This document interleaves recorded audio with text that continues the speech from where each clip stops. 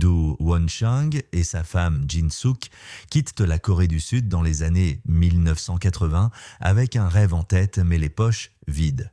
Ils laissent derrière eux leur pays natal, leurs repères, leurs proches, dans l'espoir de trouver une vie meilleure aux États-Unis. Ce voyage n'a rien d'une aventure excitante, c'est un saut dans l'inconnu, un pari insensé, motivé par une seule chose, la volonté de réussir. Lorsqu'ils atterrissent sur le sol américain, la réalité les frappe de plein fouet.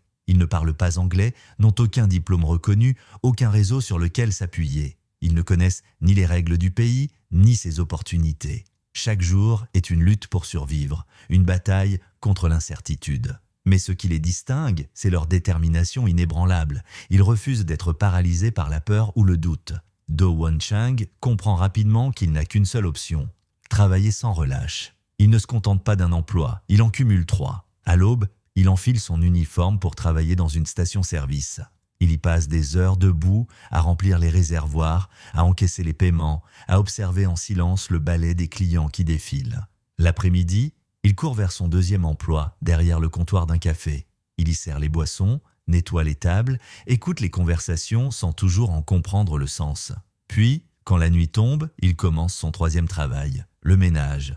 Il frotte les sols, nettoie les bureaux, balaie les couloirs de bâtiments vides. Chaque dollar gagné est mis de côté. Chaque sacrifice est un investissement pour l'avenir. Pendant ce temps, sa femme Jin-suk ne ménage pas non plus ses efforts. Elle trouve un emploi de coiffeuse et passe ses journées à travailler avec minutie, espérant que son salaire contribuera à leur permettre, un jour, de sortir de cette spirale infernale de précarité. Ensemble, ils affrontent la dureté du quotidien, mais jamais ils ne se plaignent. Jamais ils ne baissent les bras. Ils savent qu'ils n'ont pas le droit à l'échec. Mais un jour, alors qu'il travaille à la station-service, Do Won-chang fait une observation qui va bouleverser sa vie. Il remarque un détail que personne ne semble voir. Parmi tous les clients qui passent, il y a une catégorie qui sort du lot, ceux qui conduisent les plus belles voitures. Des berlines luxueuses, des véhicules flambant neufs, des modèles inaccessibles pour lui. Et en prêtant plus d'attention, il réalise une chose frappante. Ses clients ont un point commun. Ils travaillent tous dans le prêt-à-porter. Ce détail anodin devient une révélation. Pourquoi ces personnes réussissent-elles aussi bien? Qu'est-ce que cette industrie a de si particulier? Pourquoi la mode semble-t-elle générer tant de richesses? Cette pensée le hante. Il ne peut plus l'ignorer. Dès lors, il se met à observer encore plus attentivement. Il analyse leurs vêtements, leurs discussions, leurs comportements. Il comprend que la mode est bien plus qu'un simple secteur économique. C'est un business en perpétuel mouvement. Une industrie où les tendances évoluent rapidement, mais où ceux qui savent dire capter l'air du temps peuvent de bâtir des empires. Cette idée germe dans son esprit. Il commence à lire tout ce qu'il trouve sur le sujet. Il observe les magasins, les collections, les vitrines. Il analyse comment fonctionnent les grandes marques, comment elles attirent les clients, comment elles construisent leur image. Il sait qu'il part de zéro. Il n'a pas d'expérience, pas de formation dans la mode. Mais il a un avantage. Il est prêt à tout apprendre, à tout sacrifier pour réussir. Petit à petit, un plan commence à se dessiner dans son esprit. Il ne sait pas encore comment, ni quand, mais il est convaincu d'une chose, il va entrer dans cette industrie et il va y faire sa place. Pendant des mois, l'idée obsède Do Won-chang. Il y pense en servant les clients de la station-service, en nettoyant les sols tard le soir, en ramenant son maigre salaire à la maison. Comment ces hommes, qui roulent dans des voitures luxueuses, réussissent-ils dans le prêt-à-porter? Comment a-t-il pu passer à côté de cette industrie alors qu'il la croise tous les jours? Il commence à poser des questions, à écouter discrètement les conversations. Il remarque que la mode ne se résume pas seulement aux grandes marques de luxe, mais qu'il existe un énorme marché intermédiaire, des boutiques indépendantes, des détaillants qui réussissent en proposant des vêtements tendance à des prix accessibles. Mais il a un problème. Il n'a aucune expérience dans la mode. Il n'a jamais travaillé dans un magasin de vêtements, il ne sait rien du sourcing, des tendances, ni du fonctionnement du commerce de détail. Plutôt que de se laisser freiner par son manque de connaissances, il décide de faire ce qu'il sait faire de mieux, observer et apprendre. Pendant ses jours de repos, qu'il ne s'accorde que très rarement, il parcourt les rues de Los Angeles et entre dans toutes les boutiques qui attirent dans du monde. Il regarde la disposition des vêtements, il note les prix, il observe quels styles se vendent le mieux, il étudie chaque détail, chaque stratégie. Il interroge des vendeurs, analyse les habitudes des clients, il veut comprendre le jeu avant d'y entrer. Pendant 3 ans, il économise chaque dollar possible. Chaque pièce gagnée grâce à ses 3 emplois est mise de côté. Pendant ce temps, sa femme Jin-suk partage son rêve et apporte également son soutien financier en travaillant comme coiffeuse. Ils vivent avec le strict minimum, sans vacances, sans distraction. Ils savent que ce sacrifice temporaire est le prix à payer pour une opportunité plus grande. En 1984, le moment arrive enfin. Avec 11 000 $ économisés, Do-won et Jin-suk prennent leurs plus gros risques. Ils louent un petit local à Los Angeles et ouvrent leur propre boutique de vêtements. Ils n'ont aucun plan B. S'ils échouent, tout leur travail des dernières années s'écroule. Dès le premier jour, Do-won comprend qu'il n'a pas droit à l'erreur. Il n'a pas les moyens de faire de la publicité. Alors il mise tout sur le bon produit au bon prix. Son objectif est simple, proposer des vêtements tendance et abordables qui attirent un maximum de clients. Pour se démarquer des autres boutiques, il décide de faire quelque chose d'inhabituel, changer constamment les collections et proposer du nouveau stock en permanence. Plutôt que de garder les mêmes articles pendant des mois, il renouvelle son inventaire rapidement pour créer un sentiment d'urgence chez les clients. Les premiers jours sont stressants. Il surveille chaque vente, chaque client qui entre et ressort. Il prend des notes sur ce qui fonctionne et ajuste immédiatement ce qui ne marche pas. Il comprend vite que dans le prêt-à-porter, ce n'est pas toujours la mode qui dicte les ventes, mais la rapidité à s'adapter aux envies des clients. Puis, quelque chose d'inattendu se produit. Le bouche à oreille fonctionne mieux que prévu. Les clients commencent à revenir, certains plusieurs fois par semaine, simplement pour voir les nouvelles collections. Ils adorent le fait que les produits changent souvent. Ils savent qu'ils doivent acheter immédiatement s'ils veulent une pièce, car elle risque de ne plus être là la semaine suivante. En un an seulement, la petite boutique de Do-won Chang réalise plus de 700 000 $ de chiffre d'affaires. C'est un choc. Il pensait réussir modestement, mais pas à ce niveau. Il comprend alors qu'il tient quelque chose de grand. Il a trouvé un modèle qui fonctionne, un concept qui attire et fidélise les clients. Mais le succès attire aussi la concurrence. D'autres commerçants commencent à imiter son approche. Les grandes enseignes remarquent son succès et s'inspirent de ses stratégies. Il doit aller plus vite. Ce n'est plus une simple boutique. C'est le début d'un empire. Do-won Chang ne perd pas une seconde. Il a compris ce qui fait le succès de sa boutique.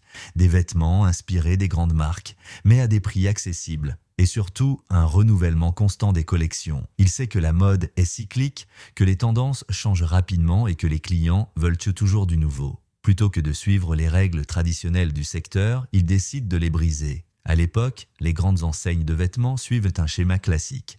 Elles lancent quelques collections par an, basées sur les tendances des défilés de mode. Do-won Chang fait exactement l'inverse.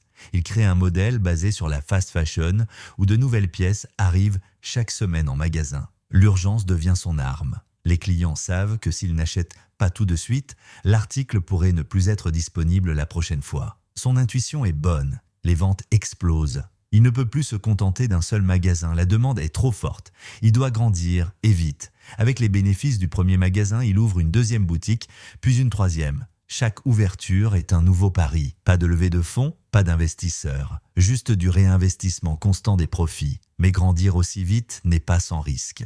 Les défis sont énormes. Il doit trouver de nouveaux fournisseurs capables de suivre son rythme, gérer la logistique, embaucher du personnel compétent. Il travaille 16 heures par jour, surveille les ventes en temps réel, ajuste les collections, visite ses boutiques quotidiennement pour comprendre ce que veulent les clients. Il ne dort presque plus, mais il avance. Puis, le moment décisif arrive. Une opportunité s'ouvre. Un grand local commercial en plein cœur d'un centre commercial très fréquenté. C'est un risque financier énorme, mais Do-won sait que s'il veut faire passer son entreprise au niveau supérieur, il doit sortir de sa zone de confort. Il prend toutes ses économies, contracte un prêt et ouvre son plus grand magasin Forever 21. C'est un carton. Le magasin génère des millions de dollars dès la première année. L'enseigne Forever 21 commence à attirer l'attention des médias. Do-won Chang devient un modèle de réussite pour les entrepreneurs issus de l'immigration. Mais il ne s'arrête pas là. Il voit encore plus grand. Il commence à ouvrir des magasins à travers les États-Unis, puis à l'international. L'expansion est fulgurante. En quelques années, Forever 21 passe d'une simple boutique familiale à une chaîne mondiale de plus de 800 magasins. Avec plusieurs milliards de dollars de chiffre d'affaires, Do-won Chang est passé de la pauvreté à la fortune, en seulement quelques décennies. Mais la vraie question est, peut-il maintenir cette ascension ou finira-t-il par s'effondrer sous son propre succès? L'histoire de Do-won Chang n'est pas seulement celle d'un homme parti de rien pour bâtir un empire. C'est une véritable masterclass sur la réussite, un rappel que le succès ne dépend ni de la chance, ni du hasard, mais de la vision, de la persévérance et du travail acharné. Do Won Cheng n'a pas inventé la mode. Il n'a pas non plus révolutionné l'industrie textile du jour au lendemain. Il a simplement observé. Alors qu'il travaillait dans une station-service, il a remarqué un détail que tout le monde ignorait. Les personnes qui conduisaient les plus belles voitures étaient dans le prêt-à-porter. Ce qui aurait pu être un simple constat est devenu son point de départ. Combien de fois dans la vie passons-nous à côté d'opportunités simplement parce que nous ne les voyons pas? Le succès ne vient pas toujours d'une idée révolutionnaire, mais parfois il suffit de regarder autour de soi, de comprendre un besoin, une tendance et d'agir. Si Do Won Cheng n'avait pas eu cette curiosité, Forever 21 n'aurait jamais existé. Do Won Cheng ne s'est jamais plaint de ses conditions de départ. Il a simplement travaillé, 3 emplois par jour, sans relâche, sans excuse. Il n'a jamais compté ses heures, n'a jamais cherché un raccourci.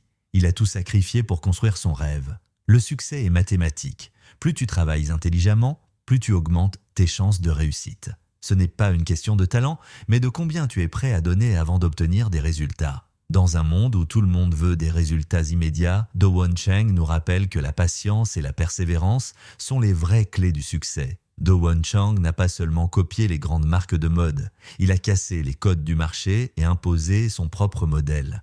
Alors que les autres suivaient des cycles de collections saisonniers, il a introduit la fast fashion, avec un renouvellement ultra rapide des stocks. Il a compris avant tout le monde que l'urgence de l'achat était une arme commerciale. Son instinct, son agilité, sa capacité à s'adapter et innover ont fait de Forever 21 un géant mondial. Ceux qui réussissent ne sont pas forcément ceux qui ont les meilleures idées. Ce sont ceux qui osent agir, s'adapter, tester et améliorer constamment. L'histoire de Do Won Cheng est la preuve que tout est possible. Peu importe d'où tu pars, tes difficultés, ton manque de ressources ou ton absence de réseau. Ce qui compte, c'est où tu veux aller et ce que tu es prêt à faire pour y arriver. Le succès ne fait pas de favoritisme.